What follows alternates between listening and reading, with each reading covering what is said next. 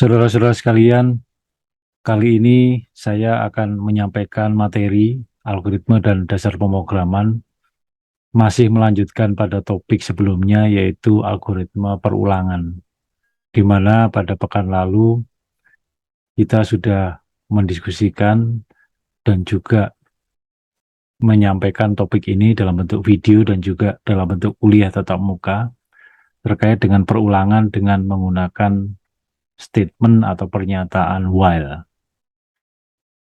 Pada kali ini kita masih melanjutkan algoritma perulangan, namun dengan menggunakan instruksi yang lain, yaitu perulangan dengan menggunakan pernyataan for.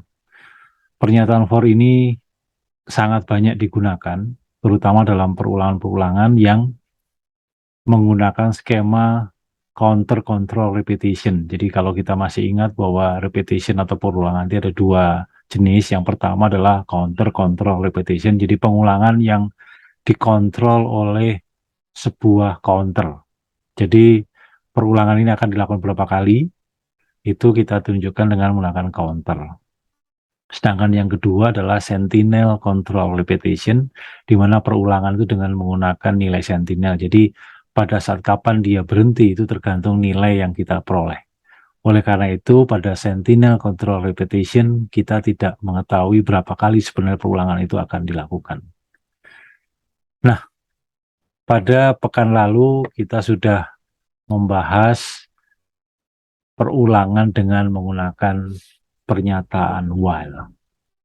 Jadi kalau kita ulang sedikit bahwa kalau menggunakan instruksi while itu adalah while kondisi kemudian diikuti dengan instruksi yang akan diulang.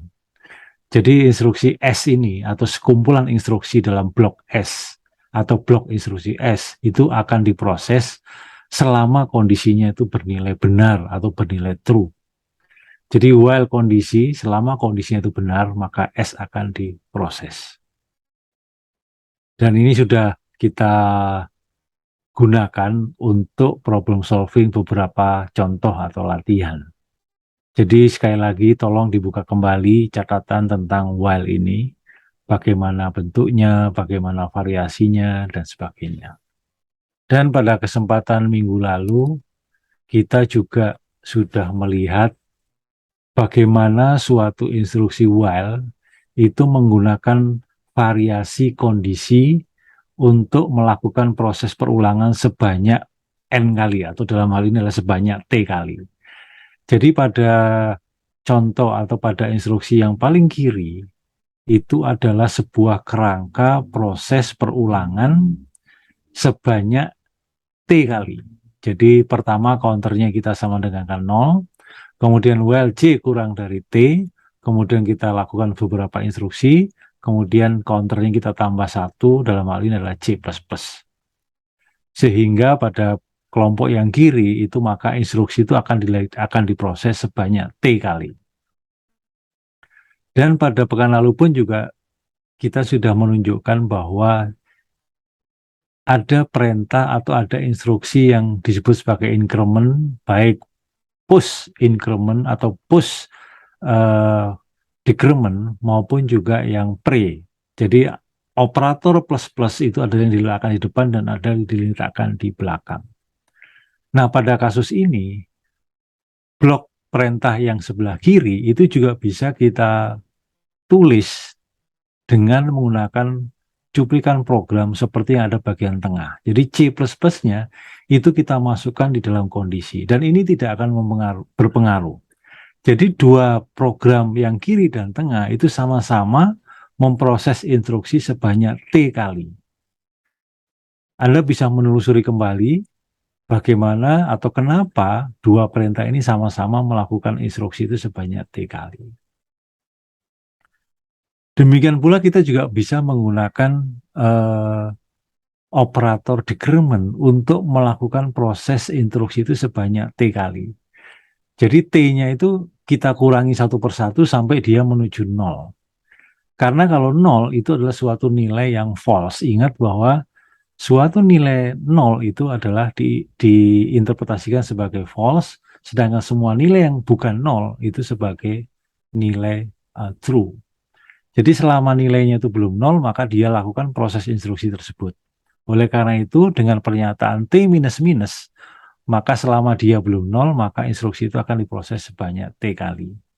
Jadi kalau T-nya sama dengan 5, maka nanti T-nya itu menurun dari 5, 4, 3, 2, 1. Dan pada saat T-nya nilainya menjadi, atau T minus minus nilainya menjadi 0, maka langsung keluar dari perulangan ini. Jadi ketiga perintah ini sebenarnya sama, memproses instruksi sebanyak T kali, hanya yang paling kanan itu nilai T-nya adalah nanti akan berubah, karena T-nya kita kurangi satu persatu terus-menerus sampai menuju 0. Sedangkan dua yang kiri itu nilai T-nya tidak pernah berubah, artinya tidak kita ubah sama sekali.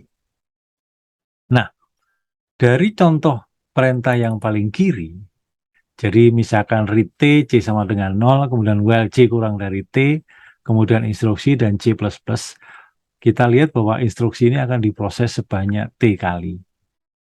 Nah, model instruksi perulangan seperti ini itu bisa kita gunakan dengan menggunakan pernyataan for. Jadi pertama, counternya kita sama dengan 0 atau inisialisasi counter sama dengan 0, itu kita letakkan di bagian pertama dari for. Jadi for kurung buka C sama dengan 0. Kemudian kondisinya kita letakkan di bagian tengah dari for.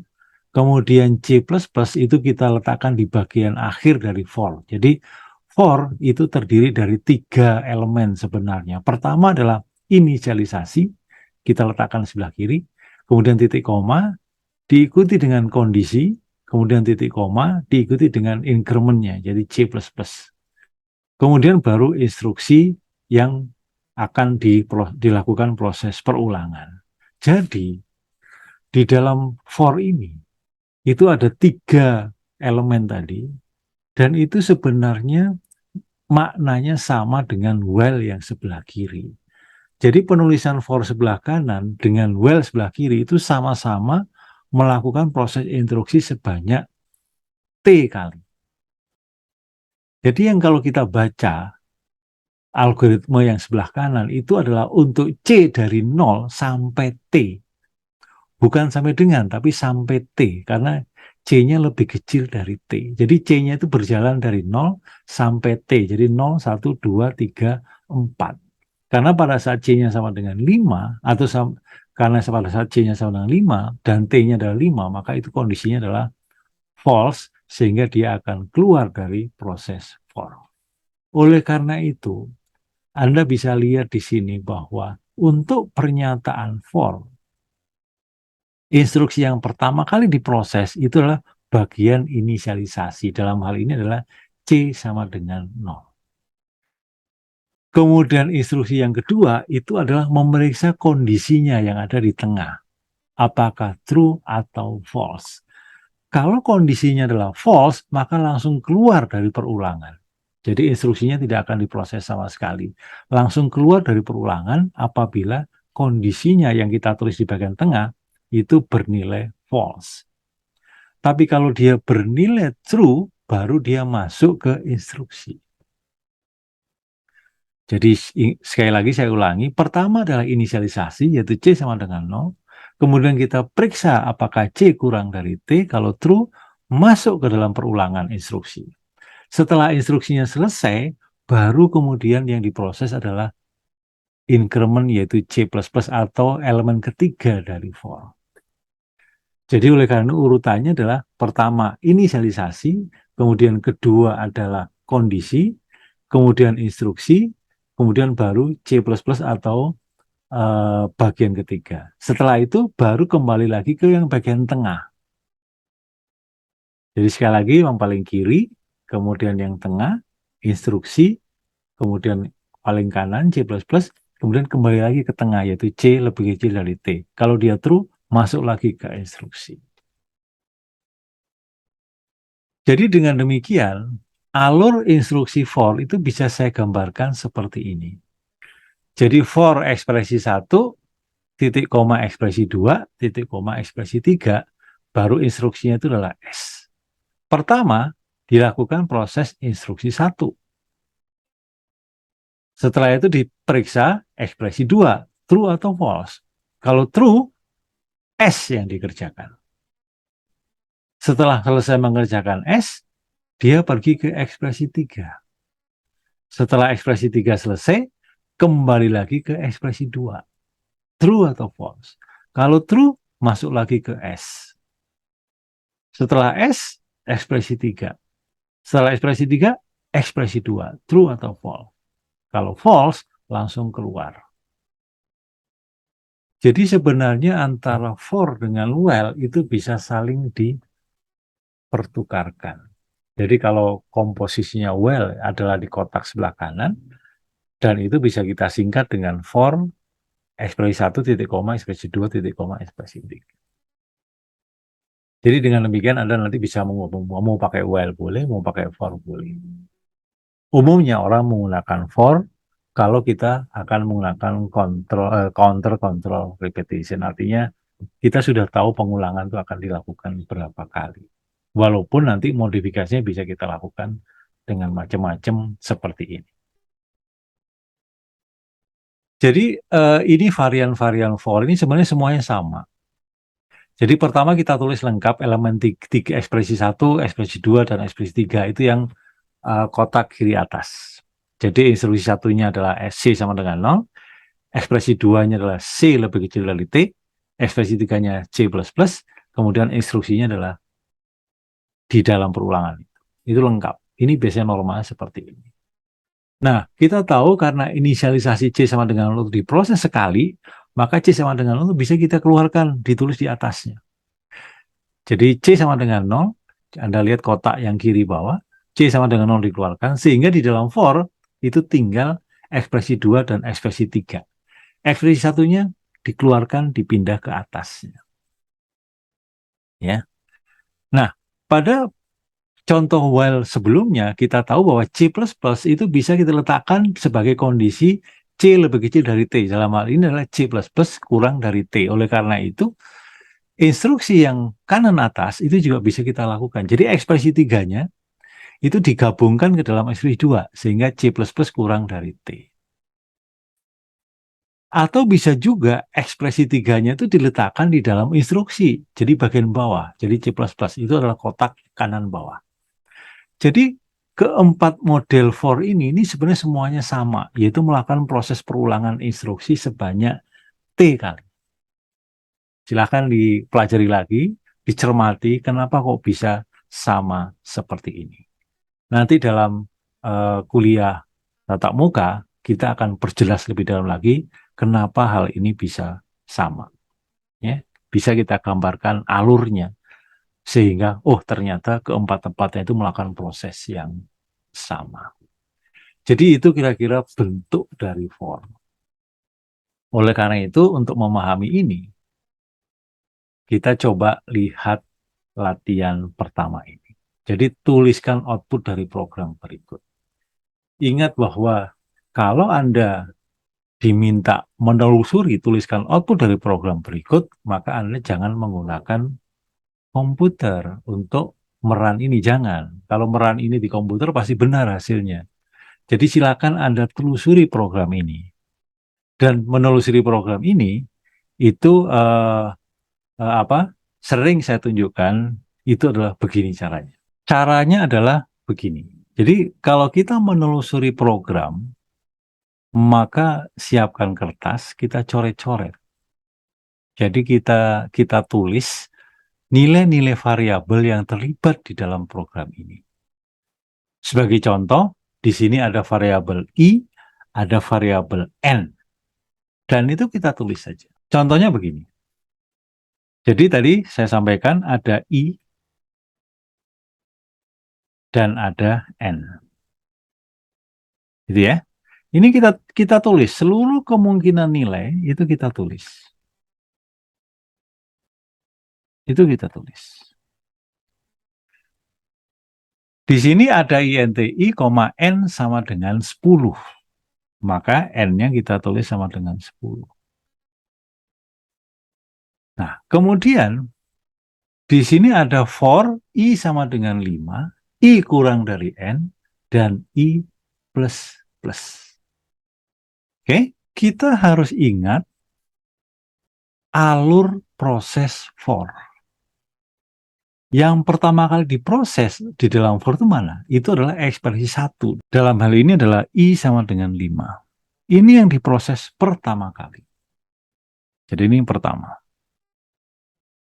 Sehingga I sama dengan 5 itu kan penuh pegasan, memberikan nilai 5 kepada I. Jadi sekarang I-nya itu nilainya 5. Oke.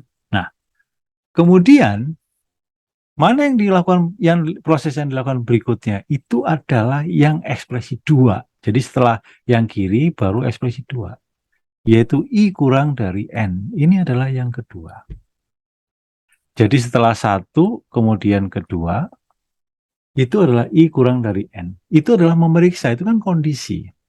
Apakah 5 kurang dari 10? Ternyata true. Kalau true, maka dilakukanlah proses print I. Jadi outputnya adalah mencetak nilai I. Dalam hal ini adalah 5. Kemudian setelah ini selesai, jadi 1 kedua, kemudian mencetak I. Setelah ini apa? Yaitu pergi ke ekspresi 3. Dalam hal ini adalah I++. I++ itu adalah apa? Yaitu menambah 1 kepada I. Sehingga sekarang I-nya menjadi 6. Ya kan? Menjadi 6. Nah, setelah 6, ini ekspresi ketiga. Selanjutnya kemana? Itu langsung memeriksa kembali ke ekspresi yang di tengah, yaitu ekspresi 2. Jadi di sini muter aja, I kurang dari N, dicek apakah 6 kurang dari 10, ternyata true. Kalau true, berarti cetak I, maka yang dicetak adalah 6. Setelah itu kemana? Kembali lagi I++, yaitu I-nya tambah 1, 7. Kemudian kembali ke I kurang dari N, apakah 7 kurang dari 10? Ya, maka print I, jadi dicetak 7. Setelah itu apa? I++.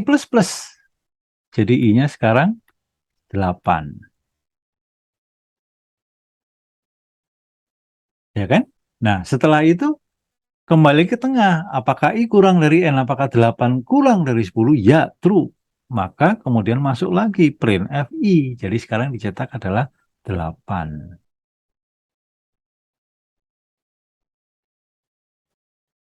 Setelah itu apa? Setelah cetak 8, maka I++. Sekarang I-nya menjadi 9. Jadi ini tadi 7, sekarang udah jadi 8, 8 sudah jadi 9. Kemudian kemana? Ke tengah lagi. I kurang dari N. 9 apa kurang dari 10? Ya. Maka dicetak I. I-nya berapa? 9.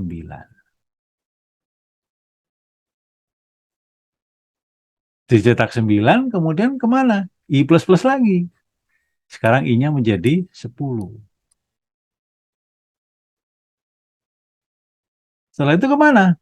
I kurang dari N. Apakah 10 kurang dari 10? Ternyata false. Jadi kalau sudah false, maka keluar dari perulangan langsung return 0. Jadi outputnya adalah 5, 6, 7, 8, 9. Itu adalah contoh kita menelusuri program.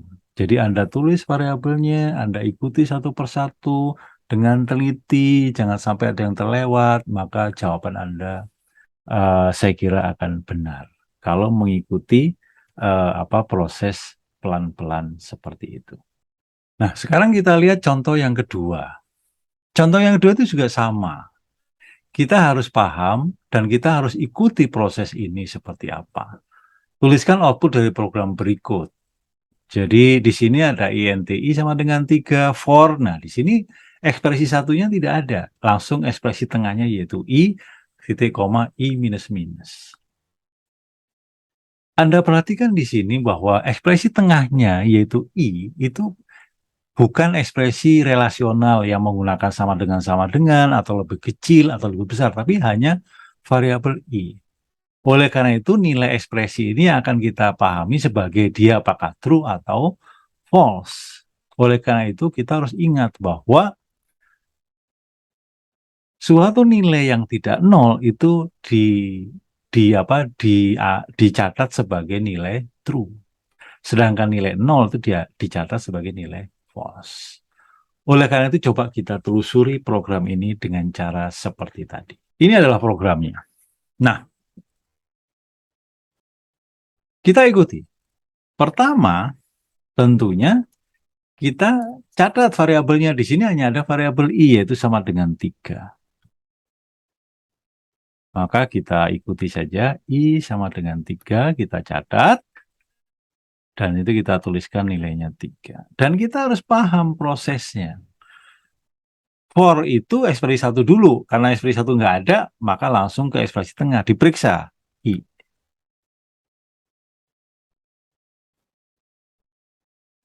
Kalau dia true, maka dia langsung mencetak I. Gitu kan?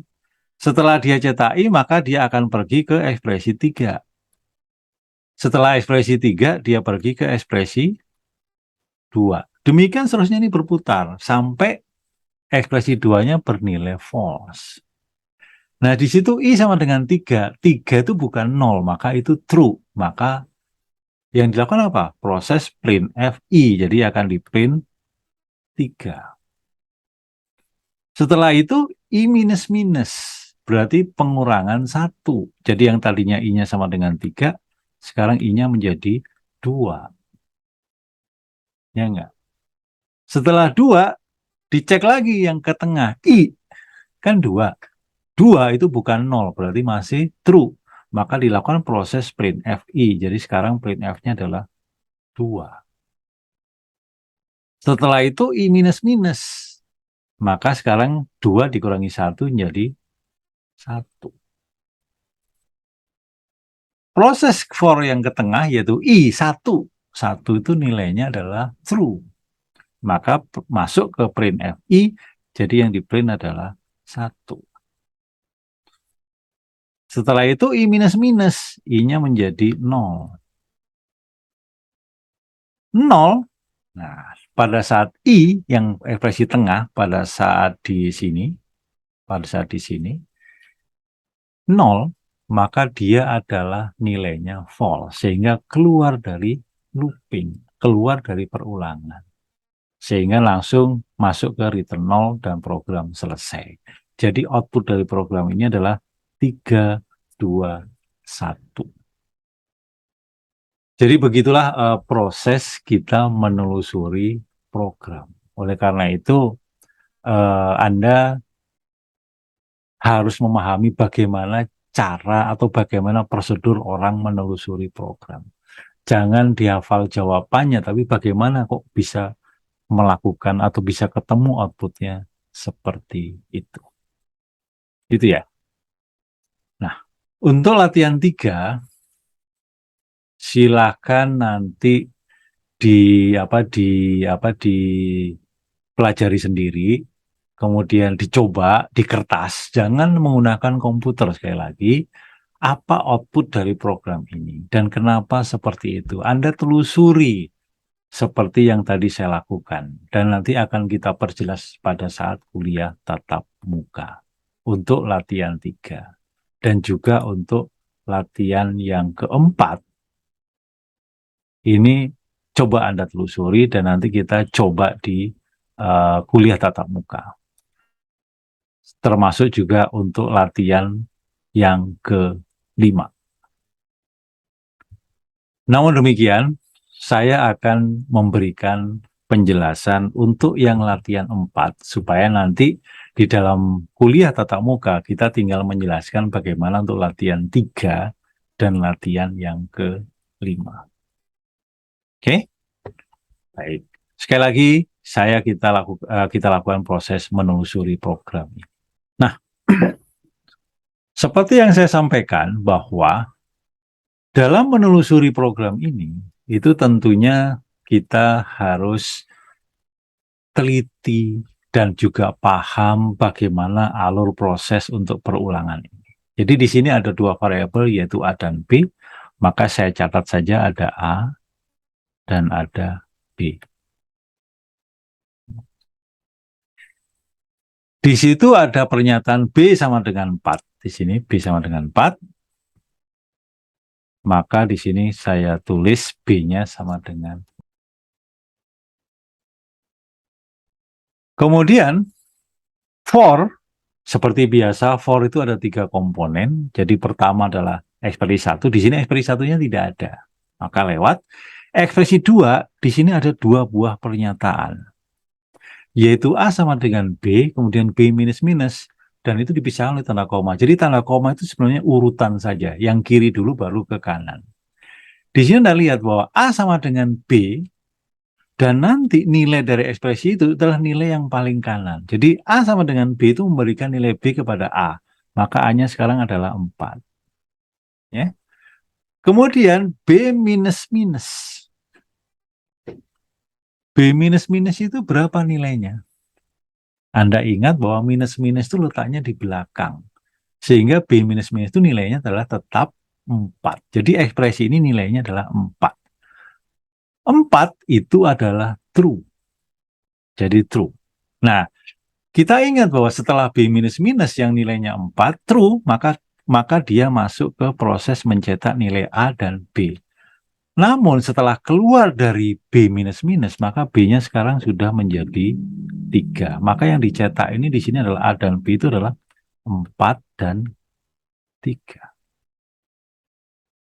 Setelah itu kemana? Ke ekspresi 3. Ternyata ekspresi 3-nya tidak ada. Jadi dia langsung ke ekspresi 2 lagi. Jadi A sama dengan B, maka A-nya sekarang menjadi 3. B minus minus. B minus minus itu nilainya adalah 3.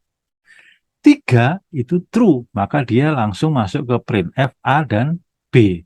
Tapi B-nya sekarang sudah menjadi 2 karena di situ ada minus minus. Jadi yang akan di print adalah A dan B, 3, 2. Kembali ke ekspresi 3 kosong, masuk ke ekspresi 2. Jadi ini ekspresi 2. A sama dengan B, 2. Kemudian B minus minus. B minus minus itu nilainya adalah 2. Karena minus minusnya di belakang. Kalau minus minus B baru nilainya 1. Tapi karena B minus minus nilainya di belakang, maka nilainya 2. 2 itu true. True masuk ke bawah. Dan 2-nya sudah berkurang 1 menjadi 1. Jadi ini akan di-print adalah 2, 1. Paham ya? Setelah itu, ekspresi 3 kosong masuk ke ekspresi 2. A sama dengan B. A-nya 1.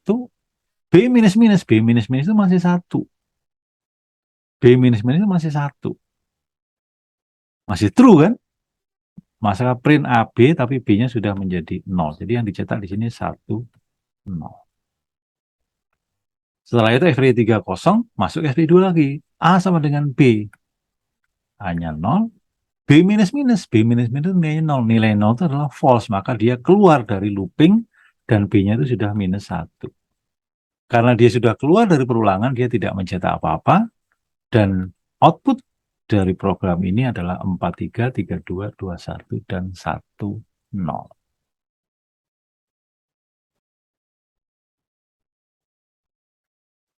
Jadi begitu ya, memang ini terus terang saja materinya masih, saya kira beberapa dari kalian masih agak bingung. Silakan disimak lagi, diputar kembali video ini dari depan pelan-pelan sampai Anda paham. Dan kalau masih belum paham juga, nanti kita akan bahas lagi di dalam kuliah tatap muka. Jangan lupa coba Anda pelajari lagi untuk latihan yang ketiga dan latihan yang kelima. Ya, saya kira demikian penjelasan tentang topik perulangan for ini. Dan sekali lagi saya sampaikan bahwa topik perulangan ini akan kita bahas terus sampai selesai. Makin ke belakang, tentunya topiknya akan semakin kompleks dan semakin rumit. Sehingga dasar yang sudah yang kita sampaikan dan kita bahas di pertemuan pertama sampai pertemuan-pertemuan keempat ini, tolong Anda pahami dengan baik. Kalau Anda belum paham, coba simak lagi video, simak lagi catatan kuliah, dan kalau Anda masih belum paham juga, diskusikan dengan rekan-rekan Anda sekelas atau dengan asisten, dan kalau masih belum paham juga, silakan tanyakan pada saat kuliah tatap muka. Saya kira demikian. Yang dipentingkan dalam kuliah ini adalah usaha keras dari Anda untuk mempelajari hal ini sampai Anda betul-betul paham. Terima kasih, sampai ketemu di kuliah tatap muka mendatang.